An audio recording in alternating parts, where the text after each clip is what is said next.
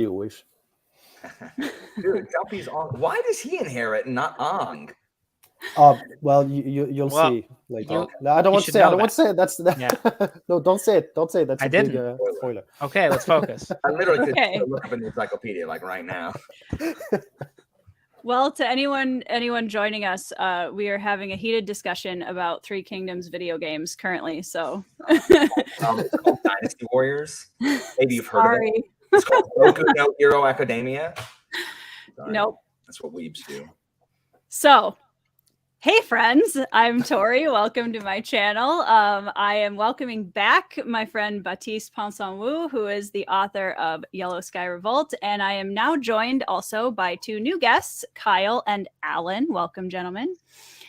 So if you guys want to go around, and if there's anyone who doesn't know you at this point, please feel free to introduce yourselves and your channels and whatever else you want.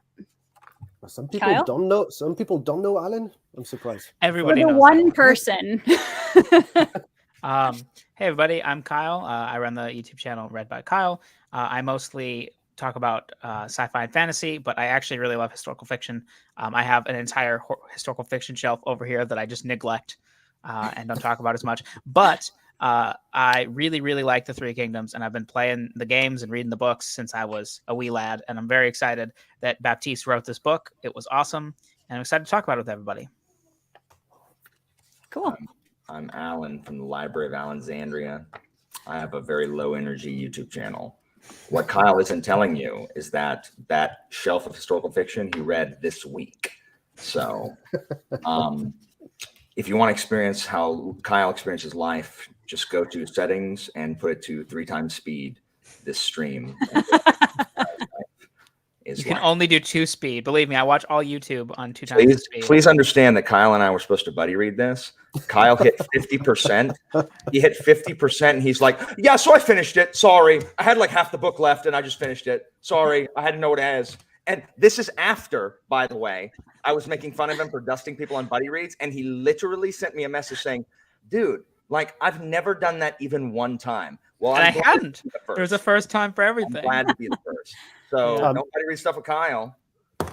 I'm Anyway, very yeah. happy it was with my book. Well done, Kyle. Well done. I also like Three Kingdoms stuff. I played Romance of Three Kingdoms for Nintendo and everything, and then Dynasty Warriors. When I played Dynasty Warriors 2 and then Dynasty Warriors 3, which is the most enraging video game of all time because archers are way too powerful. Yep, Like, absolutely. oh my gosh. Those bad guys. But I've played every Dynasty Warriors, not Empires, but every like mainline game since 2. Except for 9. I haven't played 9 yet, but 2 through 8. I know. And I am a huge fan of Three Kingdoms. I probably am not as well versed as Kyle and Baptiste here, but I do have the Three Kingdoms novels, and I have read the first one many years ago. There's a lot of names, y'all. There's a lot of Guans and Saos. Zhong. Yeah. So many Jongs. How many Zhangs. Zhuge? I love Zhugadan. Like he's got a regular name, Zhugadan. Him and his war fan in the game. See, Alan, there is one person who doesn't know you in the chat. Charmaine does not know who you are. Charmaine. She's lying. I know. Oh, okay. Sorry, the joke went over my head. I thought you were serious. Charmaine. I was like, Baptiste, they're enemies. would you like to introduce yourself? Sure. First, to make it simple for Alan, next time he mentions my name on his channel, this is how it's pronounced: Baptiste Wu. I know it's a bit complicated. Is it not Baptiste? It's Baptiste. We don't pronounce the P. It's French. Don't bother. Why don't you use consonants? So many useless consonants in my language. I know. All the time. Why have it then? Why not just take it out? Oh, French. All right, that's fine. Sorry about that. So Baptiste. Yeah, Baptiste Wu. Right? Pinson. Yes. Wu. So many sounds that don't exist in English anymore, right? You're welcome. So I'm the writer of Yellow Sky Revolt, the book we are going to probably talk a little bit about today.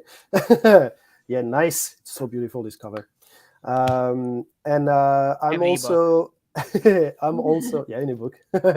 I also have a YouTube channel called Back in Time Fiction, on which I discuss historical fiction, mostly ancient historical fiction, like action-packed, your Bernard Cornwell, Giles Christian, Robert Law, and these kind of things, which I love, and I'm trying to be part of nowadays. And I'm also obviously a big fan of Three Kingdoms and all the video games that went around it and all of that. So I'll be the token human who, this was my first experience with Three Kingdoms anything. I apparently missed out on all of the epic gaming Three Kingdoms content when I was growing up. But yeah, I won't play 6, Alan, I promise. Okay, so yeah, this was my first introduction to this historical period at all, which I'm actually really happy about because I really enjoyed it. So it is not, however, I will caveat, this is not like my first foray into Asian history of any kind. So I was able to kind of like it does not feel foreign to me, I guess, is my point. It's cool though. I'm looking forward to your perspective from outside, not knowing. Me too. Not being infuriated at Jaha Dwin's portrayal in this. Like, are you like really? Why are you gonna do Dune that way? Why are you gonna? Xiahou Dun. Why is I loved his portrayal in this, but I was so looking forward to this guy because he's this guy who has an eye patch. He has an aura of warrior in every adaptation. He's always being portrayed as this Cao Cao's right arm who is always by his side fighting. Yeah. And the thing is, when you check his records, he lost almost every freaking time. He sucked as a warrior. He was very good as administrative stuff. Like whenever Cao Cao was going on a campaign, he would leave Xiahou Dun in charge of everything, and it went usually pretty smoothly. But as a warrior, as a officer, he sucked very bad. And I wanted to bring this. He's always the first person that they make you play in the Way storyline. Exactly. Always. I vividly remember playing Dynasty Warriors 3 for the first time, and then you just have this eye patch dude with a scimitar. Yep. And then you're just killing yellow turbans. And I was like, I don't know what this game is, but I'm hooked. And also, I was 7 years old. Batiste, like, where is my shaggy maned? Oh, the land will fall to the turbans. Where's my wizard Zhang Jiao? Well, so you voiced the Dynasty Warriors games. I didn't know that. That's what he sounds like. Yeah. No, he doesn't sound like this in my book. He's a bit more realistic. In general, you should just take it and assume it's going to be more realistic than Dynasty Warriors. Actually, have any of you watched the Dynasty Warriors film that came out last year? I watched 5 minutes and I couldn't. Oh my God. I literally had a watch party with some of my friends. It was terrible. It is the worst thing I've ever seen. There was a Dynasty Warriors movie? You'll hate it, Alan. You should not watch it. But that's the thing, like video games adaptation into movies or TV shows, they usually don't look very good because what is so attractive in those video games, like slashing through 1,000 guys in one battle, it's quite funny in a game. It's absolutely not realistic. First, your blade would crumble if you ever did like if you killed 10 people, your blade would break up or something, right? What? So yeah, realistic like combat. What? So that's why my book, I wanted to give it a very historical or realistic feeling compared to the video game. Okay, so before we get too far into this, I have to tell my story. This is my truth. I kind of figured you might. Yeah. So when I was 15, I randomly decided to write a story, and I wrote a bunch of random scenes from Three Kingdoms, and one of them was Liao Hua being like a cupbearer for Zhang Jiao, and it was like 5 pages. And then I just kept thinking about it. I was like, that would actually be like a good story. And I finally started writing it, and I took a really long time. And I was like, you know what? I really need to figure this out. So I wrote like 50, 60 pages about it, and then I lost it all in 2015. And then that was just like a big killer. And then recently I started it again, like last year, and I sat down and I formed out the whole thing. I was like, it's going to be 10 books. I'm going to do a little bit of some novellas on the side to fill out perspective. And I'm going to base him on Uhtred from Bernard Cornwell's books. And, this is going to be awesome. And then I just got bogged down in research because Raffi Oh, Kripke's so much. books are just dry and like reading all the historical documents, and I would just piecemeal it. And then Tori is my life savior because she decided to have good old Mr. Wu here on her channel, and I saw that he was doing the exact same story based on the exact same character that is a minor character. And for anybody who doesn't know, Liao Hua is like not the person that people would choose, but he's a perfect main character for reasons that I'm sure Baptiste would be absolutely excited to tell us about. And so I was just like stoked. Now I don't have to do this research. He's a mind thief. He wrote the book I was writing for the last decade, and I thank you so much because you did it better than I could. And because of that, though, I'm gonna have some questions for you because I've been thinking about this for 20 years. Yeah, so that's my crazy story. But I loved when you contacted me to let me know about this, that you wrote a book, or you were thinking to write a book from the main character with the exact same background story, which is not the truth, by the way. Liao Hua was probably not a real Yellow Turban, right? Right. This came in the Romance of the Three Kingdoms that was written in the 14th, 15th century, so 1,000 years later. In reality, he was probably the son of a fairly rich dude or a nobleman or something like this. We don't know. We just know the name of his dad. I think as far as my research went, I only found the name of his dad. So yeah, I love when you send me this message saying, hey, I was writing the exact same book. Just for you to know, I started this book. I wrote the prologue in 2015 as well. I wrote the prologue in 2015.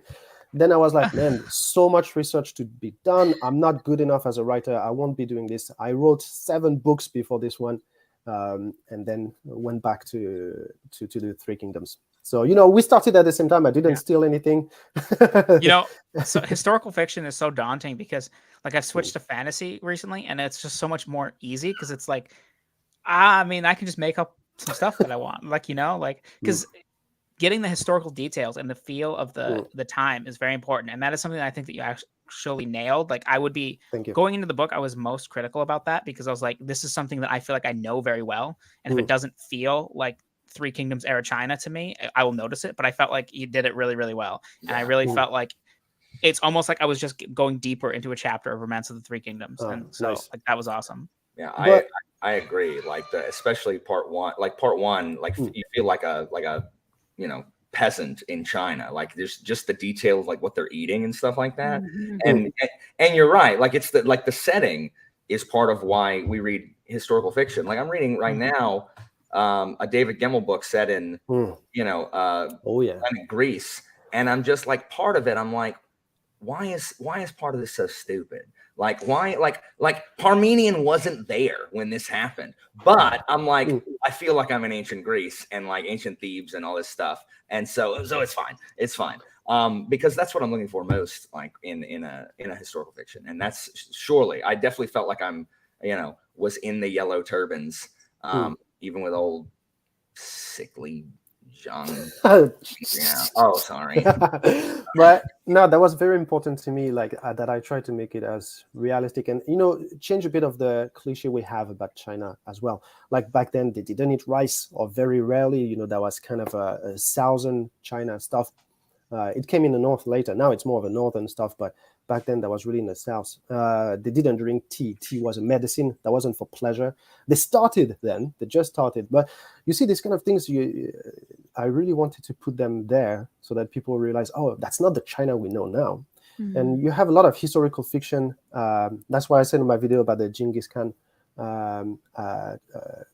Connie Golden Genghis Khan series, where I heard from Mongolian people that this book is great, but it's modern Mongolia. It's based on the way nomads live in Mongolia now. Like you have certain settings that wouldn't have been the case at the time of Genghis Khan.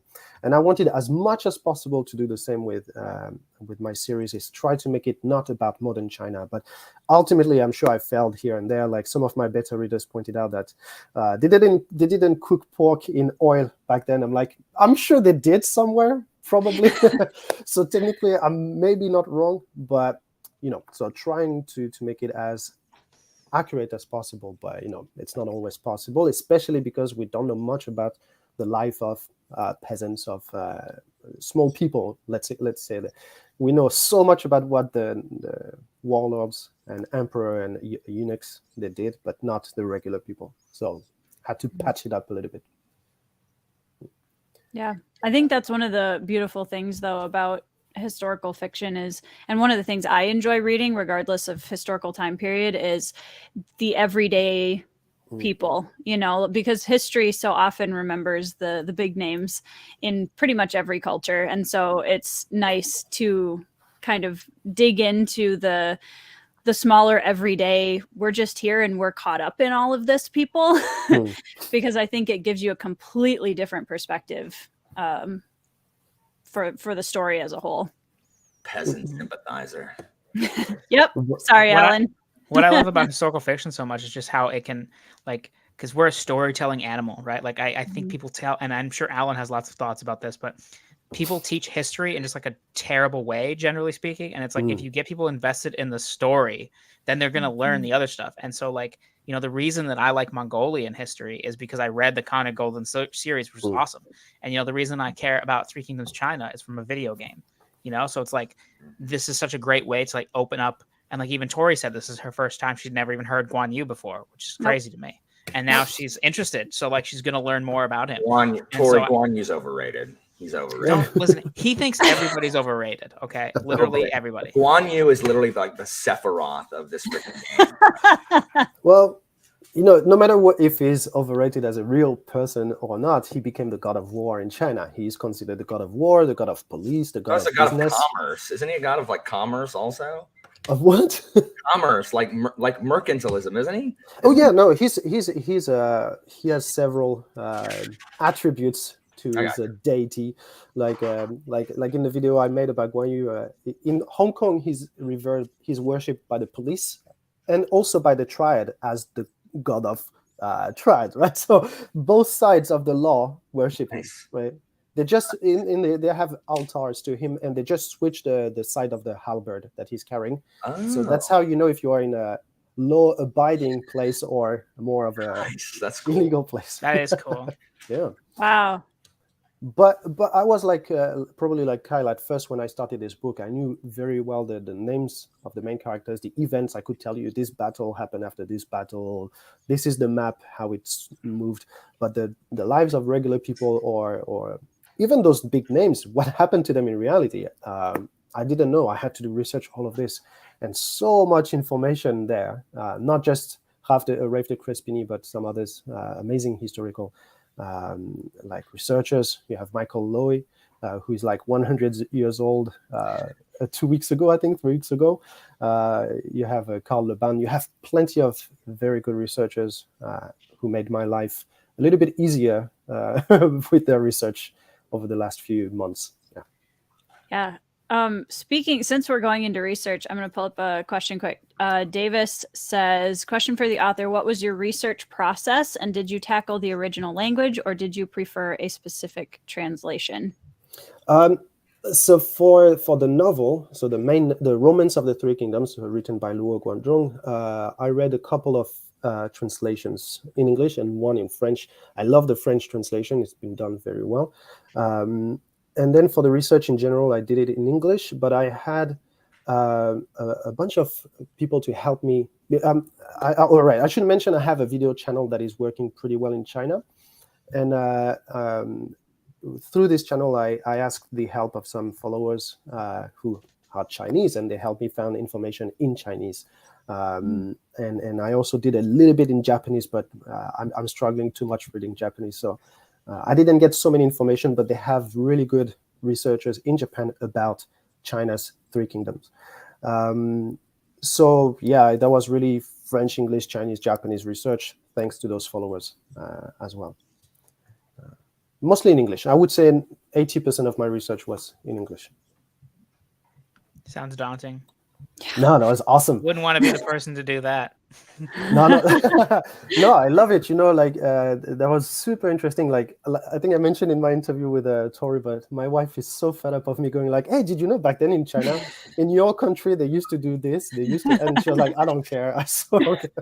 So no, that was really fun actually to discover so much about China. Like one idea, for example, that spoke to me was the idea of vendetta.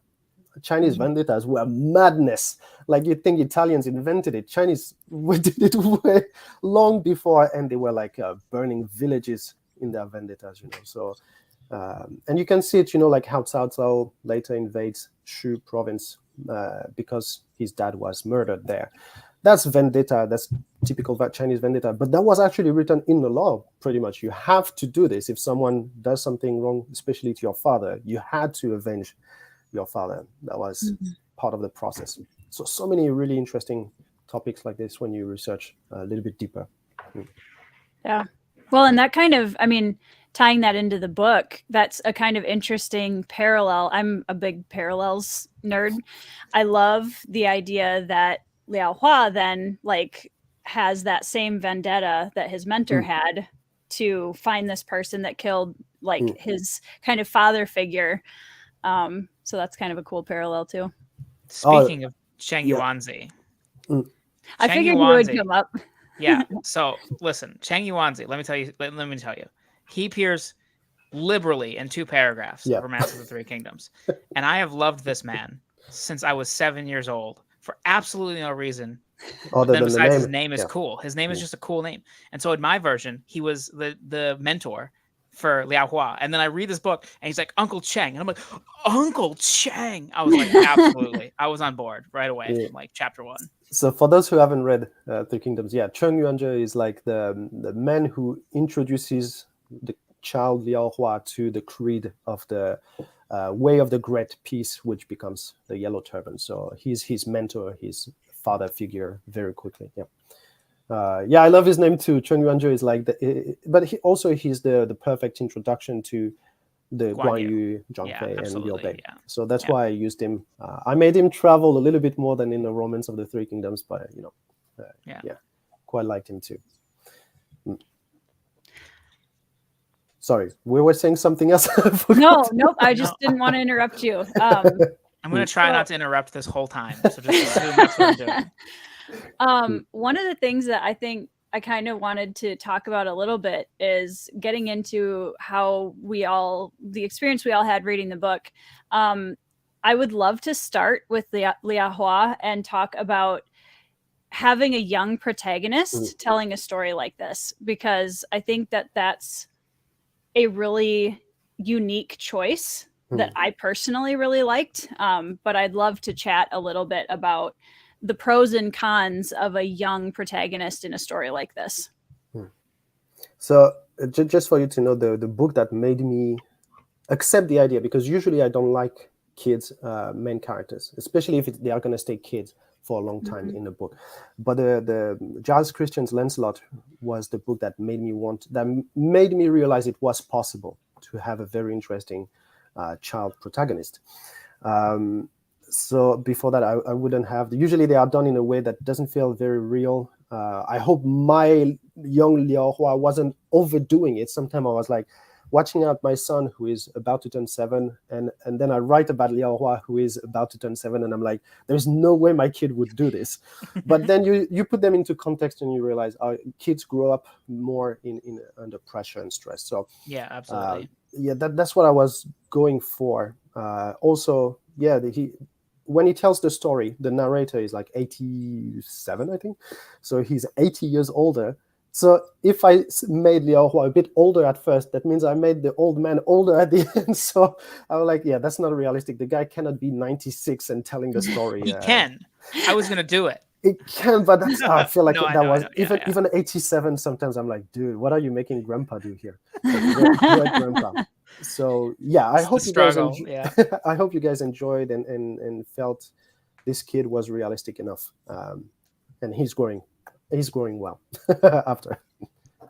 Alan, what would you like to talk about the child protagonist? Because I know you like to join us around. I'm here. No one was talking to me, and I wasn't jumping in to interrupt either, Kyle. Oh my gosh, Kyle's so freaking hostile. This is the most hostile discussion I've had on my channel yet. Oh wow, that's it. Wow. He's pouting. Alan has left. Well done, Kyle. I was just curious on your opinion on that. He didn't annoy me, which is what usually happens with children characters. I mean, he's a kid, and he's a peasant, and he doesn't know how to do anything, and he swears vengeance like it's his job, just like all children do. So he's like, I'm not going to take this. I don't want to do this. What do you mean I can't go to war? This is absolutely not how he sounds in my head. No, that's how all children sound in my head. Mr. Walker, I don't want to do that. So that's how my students sound. But I like Liu Hua, and I like his mentor. How do we say this? Chung Yuanzi. Anyway, and I like I was fine with him. He didn't bother me at all. I thought it was realistic as a kid, is learning how to do stuff. Like when you're a child wanting to, like, all you want to. I like the war is something that I want to do. Oh wait, no, it's not, because everyone's dying. This sucks. Like, what do you mean it's not like Dynasty Warriors, the video game? Like, what do you mean I can't hit square, square, square, square, triangle, and then use my Musu attack? So I did like that. I mean, I don't know what he's getting so mad about with, Guan Yu killing his guy, but I mean, they dueled. That's what happens. He lost. Sorry, bud. Like, he didn't cheat or anything. Like, he lost. Yeah, he's not very fair with this one. It's just, he loved the guy. He wanted to. Sorry. Yeah. I love the mountain fastness of the yellow turbans, though. The maze and the caves, and I really like that. And also, Cao Cao is my favorite. Yeah, it's always the best. Yeah, he's pretty great. Are we gonna see a peach garden oath? No. None of that. That already happened. Oh, it did. Yeah, it already happened, and I don't want to. There are some of the romantic side of Three Kingdoms I can't stand, and I'll mention that. I mentioned them, as a bit of an Easter egg or something, but I don't want to make a big deal out of it. Like, for example, the big stuff in the Three Kingdoms at the beginning is the Imperial Seal that is being stolen and passed down. No, I don't care. I don't want. You care about the Imperial Seal? No, I mentioned it in the book. Okay, I won't say too much, but I mentioned it in one of the next books. But no, I don't make a big deal out of it. I don't think that was a big deal as much back then. I think it came later. I like that you call Liu Bei plain looking. Like, there's nothing special. You didn't about mention him having big ears. Like, no, that's true.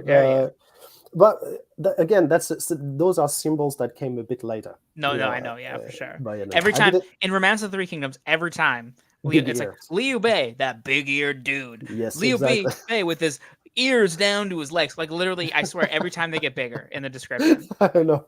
He's walking on them. He's walking on his ears as he goes. Where's Zhuge Liang? Oh, much later. You're gonna love him. You're gonna love my Zhuge Liang, but that's much later. I didn't even start writing about Zhuge Liang. Just for you to.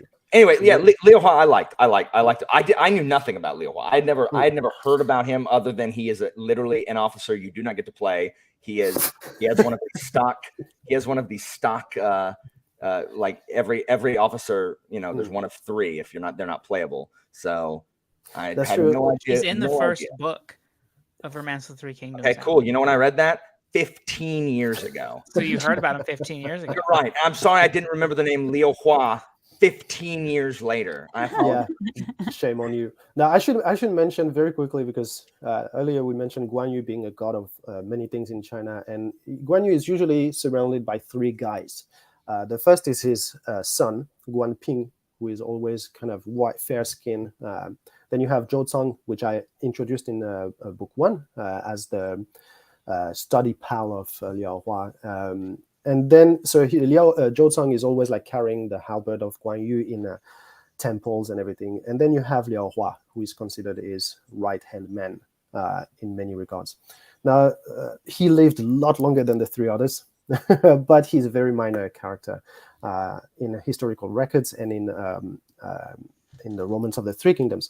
Now, when I visit Chengdu, so in Sichuan in China, Chengdu is nowadays is considered like the one city you want to go to when you are a big fan of Three Kingdoms, because that's where Liu Bei was buried. So they made a Zhuge Liang temple, a Wu Hose temple around the tomb of Liu Bei, and you have this hall with like statues of the famous characters of the end of Three Kingdoms in their realm, and you have the statue of Liu Hua is right at the end of the hall.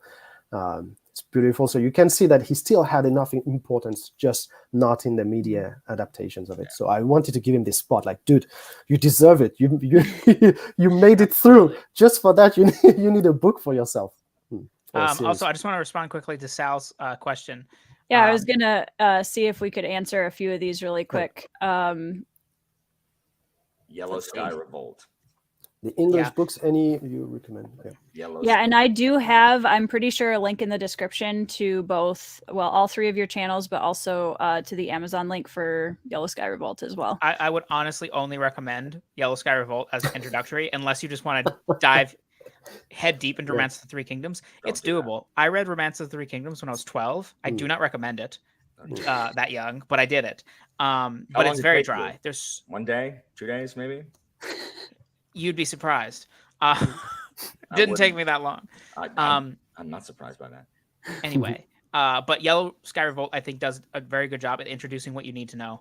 And because it's like a grounded, like first-person perspective story, you're not bogged down. Like there are a lot of names, but not like that many names. Like it's a core cast of like 10 people maybe.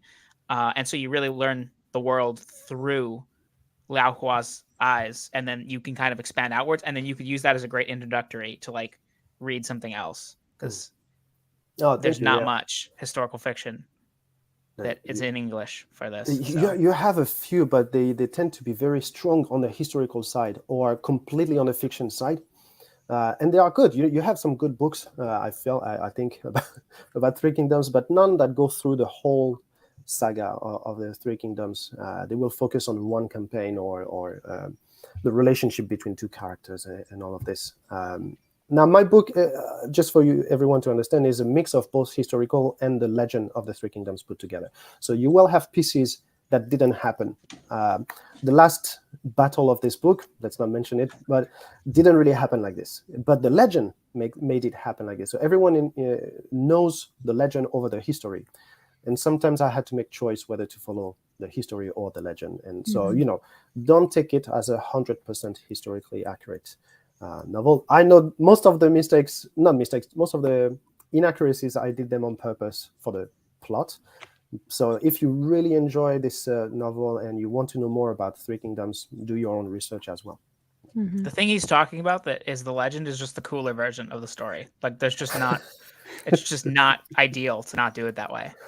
I remember why P takes over instead of Ang. I remember. You don't remember? Well, book 3, my friend, book 3. Are you going to have Zhang Wei in your books? Yeah. I told you. Actually, they do some hijinks. For everyone to understand, Alan contacted me, say, "Hey, there is Zhang Wei, so he's in the narrator arc. So in like 80 years after the story, the narrator is explaining his story, and he meets this character named Zhang Wei. And for some reason, Alan really likes Zhang Wei, and I was like, all right, since you like him, I'll include him a bit more. So this there is a story happening in the background of this series where this is like the main character who is 87 when he explains this story. He's not done. All right, things are going to happen with him, with Zhang Wei, with the scribe who is writing the story. Pretty sure you stole my idea.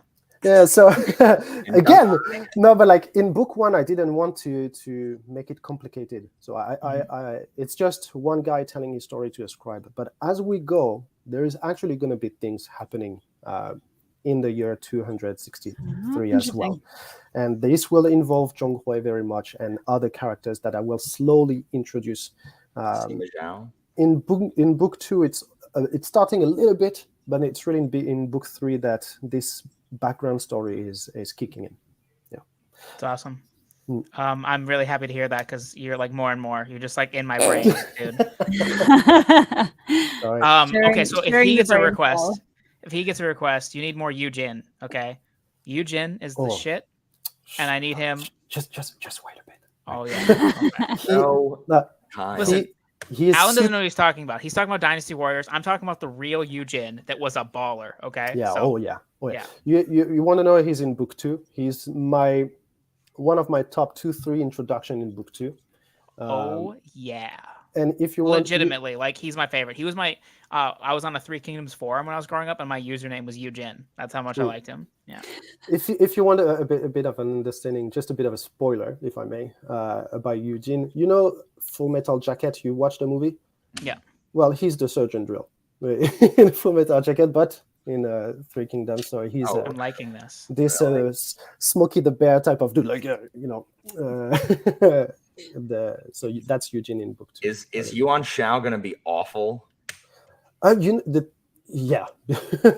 I love how instead of talking about the book, Alan and I just need to know all the stuff that's like, just give us the spoilers, man. Yuan Shao is in book 1 a little bit. He's in book 2 as well. But yeah, he's not going to be a major player, as in he's not going to be there all the time. So we know about him, but not directly. Yeah. Davis asked a good question. Yeah. So what was your take on some of the magic? No, I removed any supernatural elements. This is pure historical fiction, so there's no fantasy. But I explained it though, like it exists. I explained how it works actually. I was waiting for the fireballs from or the wind, the tunnels of wind that prevents the soldiers from moving forward. Stop the sorcerer to stop the wind. They've got a over tramp. None of that. And for the magic, again, I used a lot of inspiration from Bernard Cornwell. What's the King Arthur trilogy, the Warlord trilogy, where you never know if magic is real or not real until the end, and there is always a way to explain magic. Is like, oh wow, this magic was really cool. Oh wait, actually he used the juice from clams to make this person shiny and whatever, so you never know. So I kind of use this system in mine as well. Cool. Did the wuxia genre, specifically Jin Yong?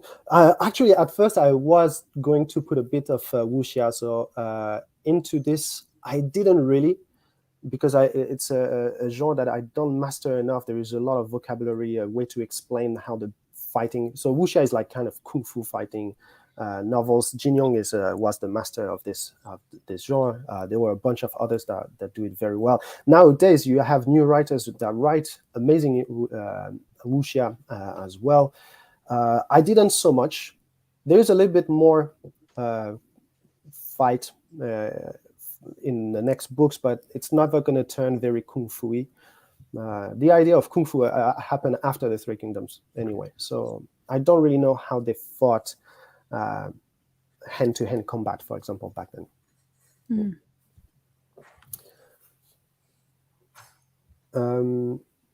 I do. Okay, so record of the Three Kingdoms is the book, is the historical record from Chen Shou, so the scribe in the story. So the story actually existed, and he's the person who recorded all the lives of every character of the Three Kingdoms, and it became the Sangguozhi, so the record of the Three Kingdoms. I did use some of that, as well as some other records that may not be very accurate, but give pretty funny stories as well. So I used the record of the Three Kingdoms, Romance of the Three Kingdoms, some books that were written to slender Cao Cao, for example, as well, and some others. But I also used the books from Cao Cao and Zhuge Liang as well. Yeah. All right, I'll let you guys answer this question. I think absolutely not. Nope. The only thing I will say, and I mentioned this in my review, and I don't think it was like an actual negative, because I loved it, but I just was trying to see through somebody else's eyes, which is that there are a lot of characters that show up for a couple paragraphs, and I could tell you put that in for us, the readers that know. True. And I don't know how that would read to somebody who isn't. Tori might have a better opinion on this, but it just felt like characters would be introduced and then not relevant. But for me, I loved it. I was like, yeah, Hung Fu Song is great. Give me more of him, seeing all the people when they're young, Manchong and Zuchu and all them. I was into it, but I don't know if you'll catch, if you not having those reference points is going to matter. It just might be random names, but the core of the story, the actual main events, I think works perfectly fine. I love seeing young Sima Yi Oh yeah. Yes, That was cool. he was one of my favorite characters, actually. Oh, yeah. I can't wait to see what you're gonna do with Sima Yi. Okay, I just want to ask real quick. Don't spoil it if you do know, Alan. But do you know the Sima Yi, Liao Hua stuff? They have a story. They have a thing. No, remember? Oh, great, an awesome thing. Okay, I just wanted to know if you knew, because I was hyped, because I was like, this is the perfect way. Faithless to me. He means nothing to me. Okay. I mean, before this book, like prior, so no, I didn't know. Yeah. Okay. So Liao Hua probably has 4 or 5 stories, like tiny passages in the original Romance of the Three Kingdoms. One of them is related to Sima Yi. Nice. So that's why I wanted to introduce Sima Yi. I should go look it up then. Yeah, and just to go back on something that Kyle said in his review, like about the cameos of all those characters, I want to say, like, most of them, not all of them, most of them are staying. You know, they will be major players. So I don't I try not to throw names of people who will not come back. So if you read a name, some of them might be very random. They will come back. All right, at some point. Good. Now there is just this passage where I mentioned the 3 generals that kind of get in charge of the rebellion one after the other. That's true. This one was purely gratuitous. That was just for fun. However, I want to mention, because I just finished it, I finished the first short chapter that will go into my newsletter. And those chapters are going to be about secondary characters to give a bit of understanding what happens to them. Nice. So the first one is going to, I hope to send it in a couple of weeks, is about Han Zhong. So, you know, the Cheng Yuanzhe has 2 friends, Deng Mao and Han Zhong. Han Zhong stays in in the city of Wan, and we know the city falls, but we don't really know what happens. Well, now we know. And by extension, we know what happens to some of the characters who stay in Wan. Nice. And may or may not have died. Just to say it. Nice. Are you planning to like collect all of those chapters into like one like short story vignette at some point? Yeah. At some point, yes. So nice. Like for now, those are free news chapters I will send with my newsletters. At some point, I want to combine them into an anthology or whatever you want to call it about secondary characters as it goes. Now there is a bit, so that's between book 1 and 2. There will be a bit more as well, and then there will be a complete new story between book 2 and 3. Which Tori will really like, because it's all about a motley crew. So, but that's for later. Yeah. So please, if everyone is interested in this book and liked it, check my newsletter. You will have a lot more. Okay. Yeah, I'm pretty sure I put all of your connect with me links down there. Nice. So Kyle, are you talking about headgear? Is that what we're talking about? Because that's what I just looked up. Headgear. Yes. So yeah, okay. Just talking about okay. And also, I did not realize Liao Hua's association with Jiang Wei, who is insufferable. Oh yeah. Oh my. So that's for much later, but yeah. He is insufferable. Is he gonna be awful? It's almost hard to make him not awful. He's so awful. Yeah. But can you tell me what you think about him? So history remembers him mostly for his failures. But he did a lot of amazing things. That's all he ever did. Everything he ever did. He had some victories. I'm just messing around. I just don't like him. You know who I really don't like? I'm gonna go down this rabbit hole. Is Ma Chao. Oh, freaking Ma Chao! Get over it. Your dad got killed. Move along. Absolutely. Alan and I have an alliance now. Thank you. I hate you're gonna. I absolutely hate Ma Chao. Thank you. The Ma Chao hate brigade. Guess who else will hate Ma Chao? Literally, I was like, you know what? Because so for the audience and for Tori, Ma Chao is one of the 5 tiger generals of Shu, and the other 4 are awesome, and Ma Chao is just a dude that just like was around, and like he's just lost all the time. Like I don't know why he's in this group. He's awful, and he sucks in the game too. And so he just literally, and so I was like, it would be really great if somebody could see that this guy sucks, and I hope that's how it goes. Yeah, it's a bit far down the road. I introduced some character that are connected to Ma Chao in book 3, and actually gives a really nice story that I can't wait to bring. Nice. So it's a miracle. So yeah, just for you to understand the book, so it's going to be a 10-book series. It's planned for 10 books plus 2 novellas. And they work as in a cycle of 3 books, and 4 books, right? So most of the characters Kyle and Alan just mentioned appear in the 3rd cycle. So much. Yeah, later. we're just excited. We're just ahead of ourselves. There's fine. Way a lot. There's plenty to happen before that. So the cycle number 1 is, I just call it the Cao Cao cycle. The number 2 is Guan Yu cycle. Then the last one is Shu Han cycle. Nice. I don't know if this is spoiler. So, okay, I'm just going to ask the question. You can decide how spoilery it is. So there's obviously 3 kingdoms. And one of the things that's great about Liao Hua is that his childhood is just, a blank slate. And so, I was like planning all these like little stops so he could like meet everybody. And I like that you're kind of doing that too. Like you have something that happens in the second half of the book where he meets a lot of people that will be important later. And now you have him with Cao Cao, which is like obviously not historically accurate, but it allows us to have him with Cao Cao and to meet all these people. And Cao Cao's awesome. Cao Cao's awesomeness is historically accurate. That is true. And so, and then obviously he then later goes on to join Liu Bei. So is there going to be a stop where he's like with the Sun family, or is it just going to be mostly these 2? All right, just for everyone to understand, maybe those who don't know the 3 kingdoms. So at first, the empire is called the Great Han Empire. So it's one empire that shatters into many different warlords fighting for themselves in order to get the big piece.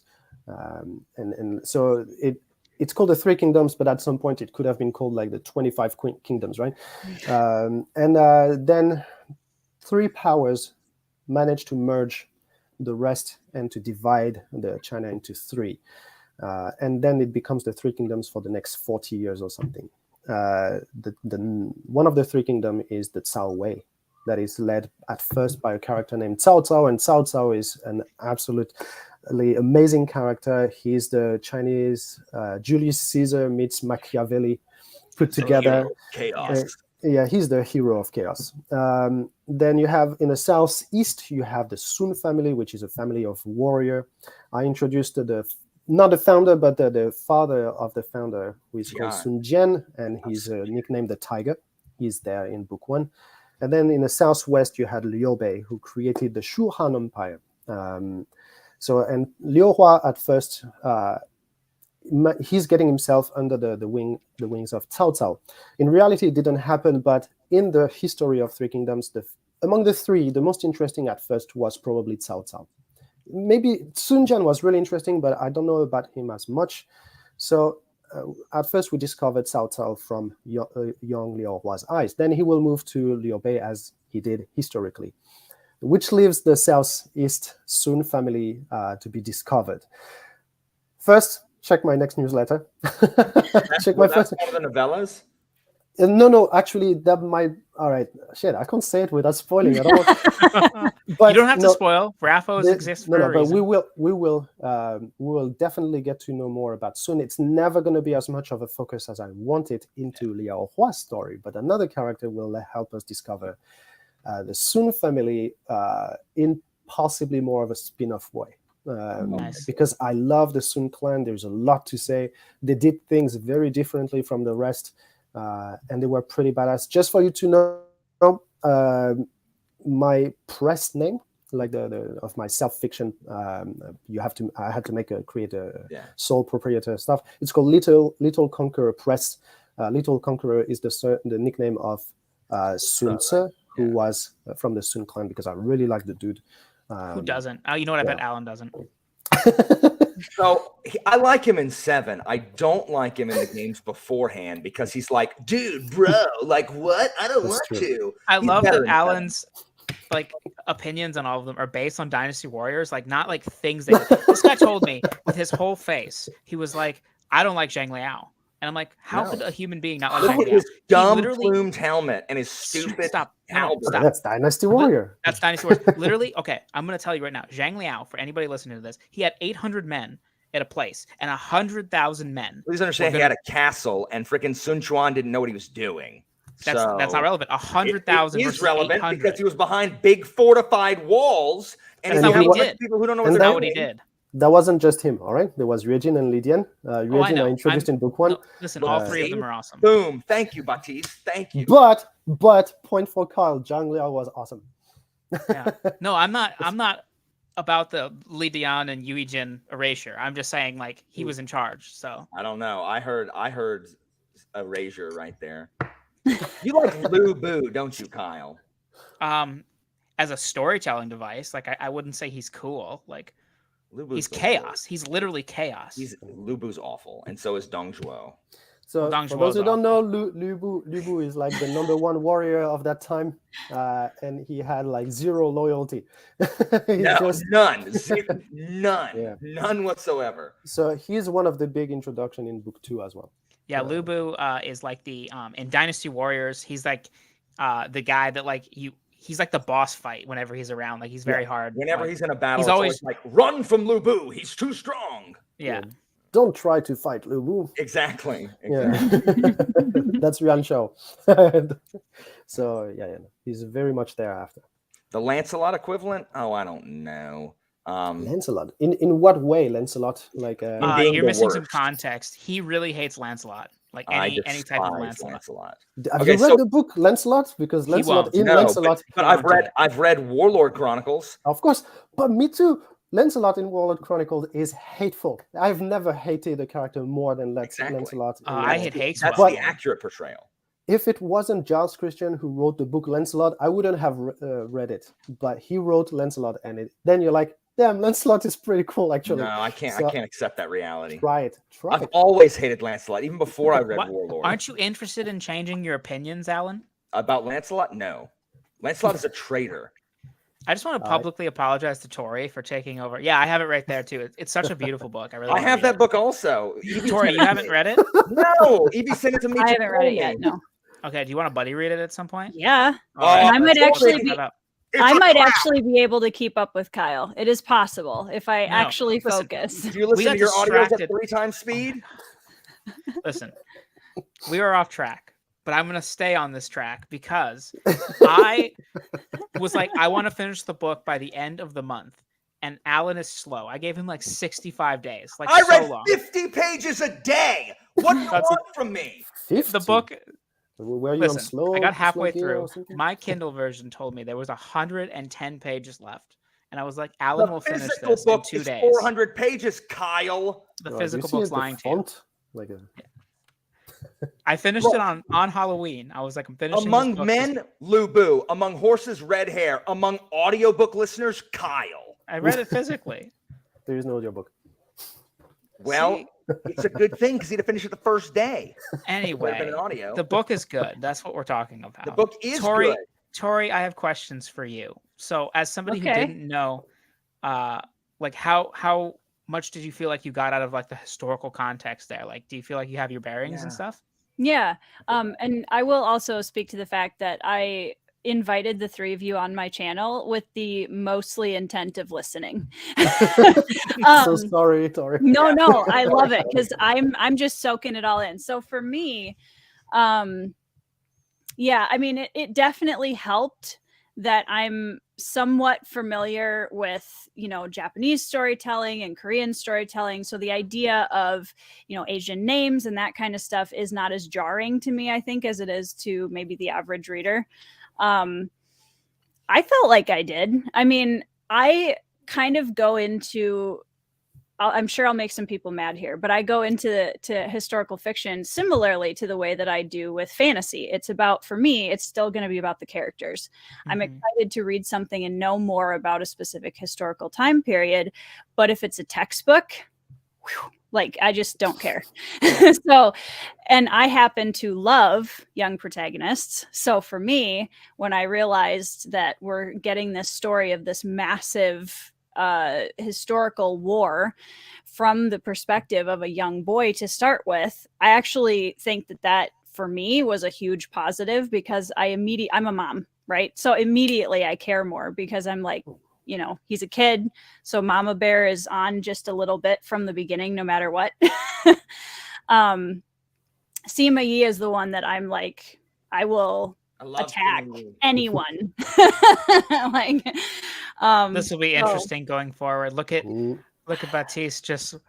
I know, like I'm scared now because I don't know anything about what happens. I'm not going to spoil you on Sima Yi at all, but I will say, like, if you were to name the 5 like most important people of the era, Sima Yi is definitely one of those 5. So the feud, Baptiste, the feud between, well, there are so many feuds. I don't know which one you're referring to. The Sima Yi feud. The Sima Yi feud. Yeah, that's what I'm talking about. Like, so good. I cannot wait to read that part. Yeah, I also really liked Cao Cao. He's great. I feel horrible. I intentionally didn't name him in my video review because in the moment, looking at my camera, I couldn't remember how to pronounce his name. So I just didn't. That's my whole life. But I really liked his character a lot because he was, you know, typically when you have like warlord type characters, they're very one note, in my opinion. And what I really liked about Cao Cao is that he is really interesting. Like the fact that he's a warlord and also has this like interest in, you know, educating and having educated, you know, members of government, but also around him in the, you know, as officers and what have you, I think gave him a level of depth that I really, really liked. And I liked his interactions with Liao Hua quite a lot. And I mean, we had a motley crew of boys in the second half of the book, so I was here for it the whole time. Except for a couple moments that I was not happy with you about, Baptiste, but we'll talk about that later. But overall, I mean, I'm coming into this completely know nothing and just latching onto specific characters right now to kind of pull me through the historical narrative. And that's, I mean, it worked really well. I think I highly recommend this book to anybody who's like brand new to this, knows nothing, has never played the games, is just like, what is this? You know, it's very, very accessible, I think. I think. I'm really happy you like Cao Cao. I found him fascinating. For those who don't know him, Cao Cao is not only this guy we mentioned, but he's also a very famous poet.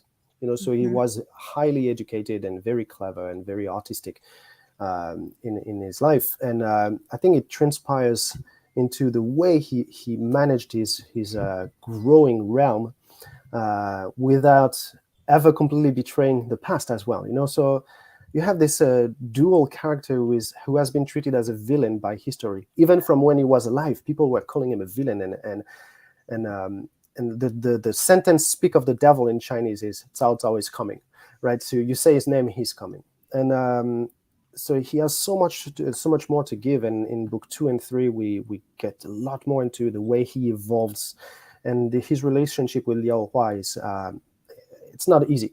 It's not going to be easy. And I used a lot of again Bernard Cornwell, Uhtred, and King Alfred. Yeah, that's the exact thing I was thinking too. I was like, oh yeah. So it's definitely going to be like a bit like this. There's a bit of, I mean, there's a lot of it, I should say. I didn't try to copy. It's different. All right. It's not as black and white, but. Well, I've also never read the Warlord Chronicles, so you're getting me also never having read those either. The Saxon stories. Saxon stories. Sorry. Yeah. Very confusing names. Haven't read those either. Yeah. I like sorry, go ahead, Kyle. I was just going to say, like, so the Saxon stories is one of my like favorite series of all time. And you are like consciously mirroring that in some ways, and it really felt like old Liao Hua feels a lot like Uhtred to me, which is such a selling point, and is why I would say if people like Cornwell or like the style of Cornwell, this book I highly recommend. Even though like the first book isn't as action heavy as a typical Cornwell book, but I'm sure that will happen. Like obviously like Liao Hua as a kid, so but like just this like grizzled veteran who's like, oh, the world went bad. Let me tell you about it, you know? And like it really felt like even from like the prologue, I was like, oh, I know what you're doing here. So nice. That would be my biggest recommendation of like, if you like this, then try this more so than like Asian inspired history. Cause there's not a lot of Asian historical fiction of like ancient history. Unfortunately. Yeah. So I think that would be a comparable entry point. Yeah. What are you going to say, Alan? I like the portrayal of Cao Cao, different than, he is normally portrayed. Because in the games, he's obviously the bad guy. Like they make Cao Cao out to be the bad guy. He's the, the demon of chaos or whatever. And so I liked the more nuanced portrayal of Cao Cao. Is he a warlord? Sure. But he's really good at calligraphy. Which, so I liked the more nuanced portrayal of Cao Cao than being straight characterized as the bad guy. But that's the thing also, we tend, with those characters, we tend to remember them as they were at the end. Like for example, something that always bothered me is like any adaptation of the Romance of the Three Kingdoms, Guan Yu shows up with his beard like reaches down to his navel. Drives me crazy. The guy is 20 at the beginning, all right? Yeah. He cannot have this beard. Zhang Fei's Yeah. the same. He shows up, he has the big beard, the beer belly. The guy is like 17, 18 at top, all right? He doesn't have to have all of this. And Cao Cao is like this villain because we know what happens after in history. And we're like, oh, he must have been like this from the beginning. No, the beginning, the guy maybe had other dreams, other influences. He wanted to do things differently. And he grows into maybe this villain, but for logical reasons. And this is what I want to dive in the next book, explaining Corruption why arc. Cao Cao became Cao Cao. I love Cao Cao. Also, to answer Davis's question, I think all three of us are Wei fans. I think I remember you saying that, right? Me? Wei fan? Yeah. Not really, to be honest. I love. Okay, well, Alan and I are. No. I mean, I really like Wei. I love the characters and everything, but I prefer Shu Han.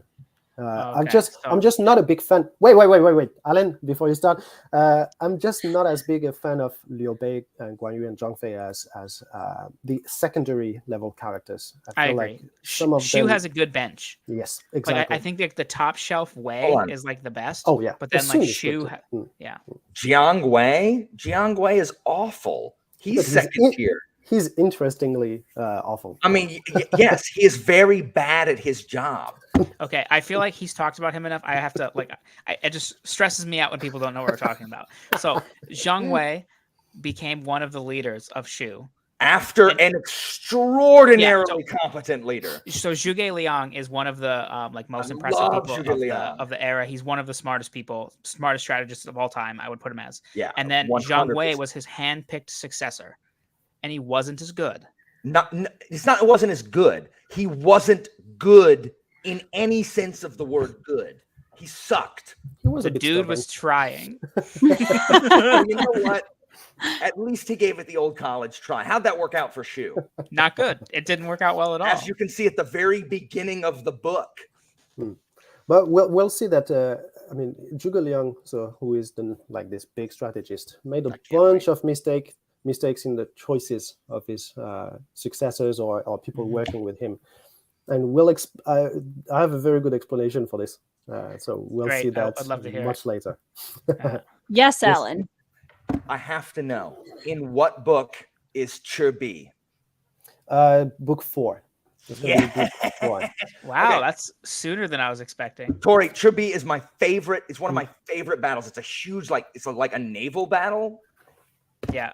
So actually, Tori, you should watch the movie The Battle of Red Cliffs. By John Woo. Really good. By John Woo. It's incredible. It is literally it's a 2-part film, in the English side of the hemisphere, and it's literally just depicting this battle. That's how epic this battle is. It is very, very. I'm here very for cool. it. So, I'm here for it. But I want to watch it now. You have a bunch of characters who've been introduced in book 1 who are in this So movie I will as well. know somewhat of. Yeah, you'll have a little bit of a bearing there. Like Cool. Cao Cao is some of them you might not even realize they are in the book and they are already in the movie. It's Okay. such a cool battle. I'm so excited. The thing There's is so many layers to it. Yeah. And the thing is, Chirbi is one of the most famous battle of China history. It's a naval, I don't know how to say it in English. Naval battle, which is really rare because Chinese didn't really have a navy for a long time unless you count those on the rivers. They didn't. So it's one of the few examples of big naval battle in China. Now, as far as the Three Kingdoms are concerned, even though it's been made into this epic battle, it was not the most important in size or there are others that compare to this. The first one being the Battle of Guandu, which I am writing right now as we speak. Nice. And Guandu. yeah, Guandu is pretty interesting. Would you say Wuzhong Plains is like what do you think is the most important, or like in all the three kingdoms, the most significant? This is a great question. Yeah. Guandu would be the very first big battle. I would say Guandu. Shifted. Yeah, Guandu shifted the whole. I would also say Fan Castle was like a huge one. Yeah, Fan Castle. Yeah, Fan Castle, but not as much as the follow-up, which was Yiling. So I know, but I just mean like in terms of the consequences of that battle. What happened afterwards. And there's one that is always downplayed, and I will absolutely love writing it, is the Battle of Hanzhong. I love that one. This is the battle, one of the two battles that decided, in my mind, the Three Kingdoms borders and everything. Mm-hmm. And this battle has been like overwatched, like, it's not such a big deal. It's like, that was a crazy big deal, you know? And you have important characters dying, important characters standing out in this Battle of Hanzhong. The first movie ever shot in China was about Hanzhong in 1905. Really? So, That's cool. I didn't know that. The first recording was that was a recording of the theater play of the battle between Huang and Xiahou Yuan.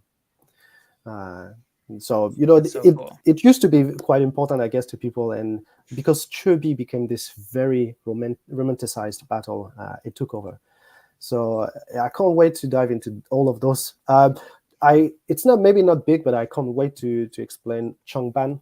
So Changban is this battle where Liu Bei had to flee the massive army of Cao Cao, and it's going to be messy. It's going to be gritty. I can't wait. Like seriously.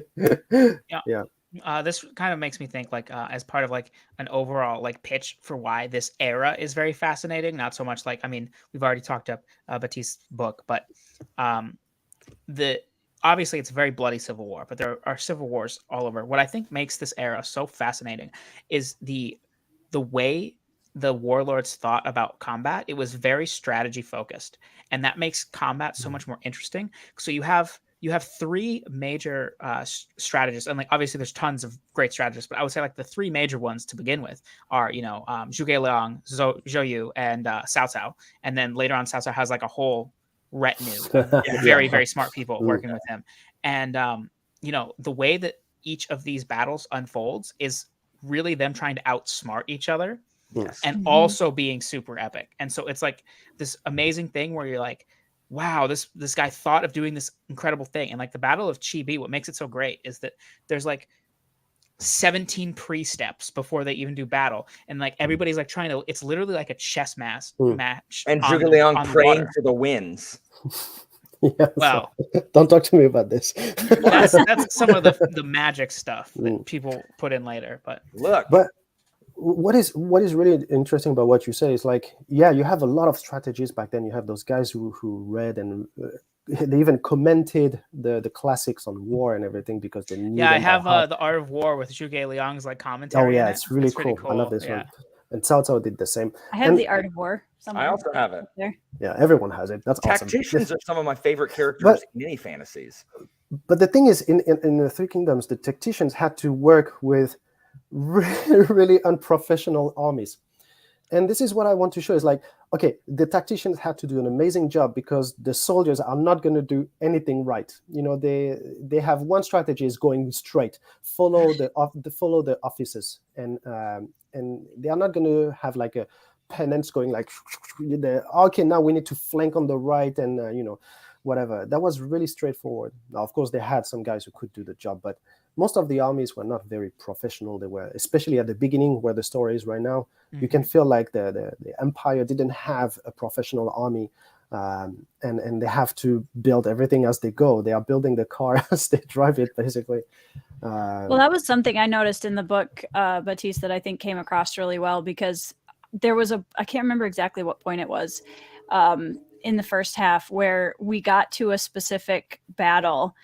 And I remember sitting there and just being like, man, like, I know war is messy, obviously, but like, this is a mess. Like, and it's so clunky, and they're all just like, yeah, you know, like, let's try and that. I think it was really interesting because I'd say out of all the books I've read, that your book, I was like, I can imagine these tactician people pulling out their hair over the fact that everyone's just a mess everywhere, and it's like super, you know, clumsy and awkward, and nobody knows what they're doing. And I was stressed out reading it.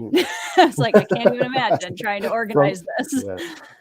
Yeah, that must have been very frustrating from point of view of tacticians who are like, man, if they could only listen to what I'm asking them, this would go very smoothly. But no, like there's a guy showing up with a crossbow, so all of them are like, oh, back up. It's getting dangerous. Yeah. Well, I mean, look at what most of the Yellow Turban Rebellion was consisting of peasants that have been handed crossbows or, you know, swords. They don't have any training. It's just like, you know, random people with weapons. Yeah, plus the Yellow Turbans would have been very interesting if they started when they planned to start. You know, like they were betrayed and they had to start the whole stuff 2 months, 3 months too early. Not organized, not enough food. You know, so that would have been, I think, a very different China afterwards if they started this thing on time. Yeah. Yeah. Sal had an interesting question when we were talking about Bernard Cornwell. Question for Baptiste. So, do comparisons like that make it more stressful to write the future books, or that? So, that was very funny when I started to receive the very first reviews. I don't have so many reviews, but when it started, I had a tiny writer block because I was stressed. Like, oh my God, no, I can't say this because someone mentioned in a review that. It feels too modern or blah, blah, blah. And it stopped me. And I was like, you know what? Screw it. I'm writing for myself. And I completely stopped thinking about any comparison or anything. I was like, no. The first book is I like it the way it is. It could be better. I'm going to make the second one better and the third one better. Yeah, for sure. The comparisons that I chose. So I mostly used two influences for this book and the next one. The first one is Bernard Cornwell in general, all his ancient stories, medieval stories, because I just love the tone. I love the characters, the interaction between the characters. There's another one. It's the Marching with Caesar series by Ron W. Peake, which is really good. The first 7 books, I read them twice. In 7 books, the first time I read them in 3 weeks. This is how I've never even heard of these ones. No, they are not very famous, and Ron is a very interesting guy. I like talking with him once in a while. Can you repeat the name real quick? Yeah, I was going to say Goodreads. Marching with Caesar. So it's about Julius Caesar, obviously. Sounds good. And it's a bit the same. It will feel familiar, the first one. I used a bit of the devices he used on purpose because I felt it was very engaging. And I'm a bit tired of romance stories, to be honest, but this one felt very interesting. So, so many writers, so many books. Well, if they would write about something besides the freaking 1st century BC. I know, drives me crazy. I understand that there's titans of, like, I get it. Stop writing about Julius Caesar. Like, well, but the thing is, so that's why I'm the same. I didn't want to read so much more about Julius Caesar, especially after Connie Goulden. I was like, yep, nope, never again. Then I stumbled upon Peake, Marching with Caesar, and really good. It's a super fresh take. It's very detailed on the life of common soldiers who rise up. So yeah, I use those two. Those two are the comparison I'm okay with, in the sense that I did it on purpose, but I'm not going to bother with any other comparison. I will enjoy it. If you tell me it sounds like this, I'm like, awesome. That's not going to change my writing style, I hope. Yeah. So it felt like that. So nice. You did your job. 10 books. Do you have a plan for schedule of release? How much have you written, if you don't mind my asking? No, of course. I'm right about to finish book 3. I think I have maybe 5,000 to 10,000 words, I would say, to finish book 3. Book 2 will be released in March if everything goes well as planned. I want to try at least 2 books a year to publish 2 books a year, and there might be a small break after the book 3. So book 3 will happen. There will be a novella following book 3 right away, and then I might take maybe a year a bit before the next cycle, because I want to publish another trilogy that I have written 2 years ago on a completely different story. What's that about? Ragnarok. So it's a fantasy. Yeah. It's a fantasy about Ragnarok from the point of view of human in the army of Odin. So the Ironheart, so the dead soldier who joined Valhalla. So that's Ragnarok from the point of view of one of those guys. So it's trilogy. It's finished. So it's kind of ready. Now for the Three Kingdoms Chronicles, I want to do the whole stuff in 5 years, 4 to 5 years. Yeah. Do you worry about burnout in that sense? Like that's what I was wondering. Quite a schedule. No, I love it. I love writing. I know so many writers who tell me they love the idea of writing, but the action of writing, they don't really enjoy it. I love the moment of writing so much. I don't think I can burn out. Even if I did, I did some when I finished this trilogy about Ragnarok, I was a bit tired for 2 weeks, and then I was like, man, I miss writing, so I just restarted. So yeah. So 10 books, 2 novellas, a bit of newsletter. Is it a spoiler about who the novellas are going to be about? Like, is that like? Oh, the novellas are so the first novella it's going to follow Liao Hua, but it's going to follow Liao Hua in stories that are very short in time. Like the first book takes 6 years, I believe, if I remember, is 6 years story. The second one is a bit the same, and it's going to be like this. But the novella is a story that happens in 1 week, 2 weeks. Nice. And they will serve as a transition kind of novella. Well, I'm excited. Yeah, I'm also excited about the fast rate because I want to read them. So I'll get Zhuge Liang next year. I've just got so many questions about when I'm going to see my favorites, and Wujian Plains and Wujian Plains is late. I know it's late. I know it's late. No, but Zhonghui is going to be there all over the, maybe not 10 books, but he's going to be there for a long time because he's going to be there in the narrator's arcs as what happens in 263 when Liao Hua has already lost the war. Are we gonna see some Gan Ning? Oh yeah, he's not going to be a super important character, but yeah, he's going to be around too. He should be. I mean, I love like I said, I will. You can't get everybody. If this series work, I plan a spin-off that is heavily focused on Sun, the Sun clan. In which case, Gan Ning is going to be around, obviously. As is Jotai. Yes, Jotai. Knew it. I so knew it. So Tori, Gan Ning was a pirate, and he would wear bells. He would wear bells, and then he had all of his crew wearing bells, and then when people would hear him. Yeah. No one would confuse him. They knew he was coming. So Omar coming, and right. Yeah, exactly. Like literally, That's then awesome. eventually he joins. He gets recruited, and then he's just really cool. But he starts as a pirate. I know you've talked a little bit about this, Baptiste, but just hearing you guys talk about, every time I'm like, okay, so then somebody else gets mentioned. I'm like, how do you even remotely try to decide who you're going to include and to what extent? Because I'm hearing a whole bunch of favorites, and that's just, I don't know how you do that. Well, there is a very few characters that I will never mention, sadly, because the name look too much alike. And that was a bit of a bother because you have this guy, which I introduced in the first book, called Yue Jin. And then that's why I thought you cut Yu Jin. I saw Yue Jin, and I was Yue Jin and Yu Jin. So no, he's going to be there, but I needed to make them strong enough that you can differentiate those two. Now, among the tacticians of Cao Cao, there is one guy named Shun Yu and the other one Shun Yo, and I'm like, they don't have enough historically to separate them. So I remove Shun Yo. Is not going to be around. Sorry for if there are any big. He's not as good. He had a very strong impact, but not as much as Shun Yu. So that's why some characters I had to remove them just because for Western readers they are going to be bothersome to remember.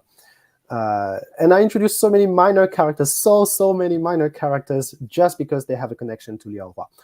I'm so pumped for Pei Yuan Chao. Pei Yuan Chao, and Du Yuan. So I really like the three name, like Cheng Yuanzi, Pei Yuan Chao, Zhang Meng Cheng. I like those ones a lot.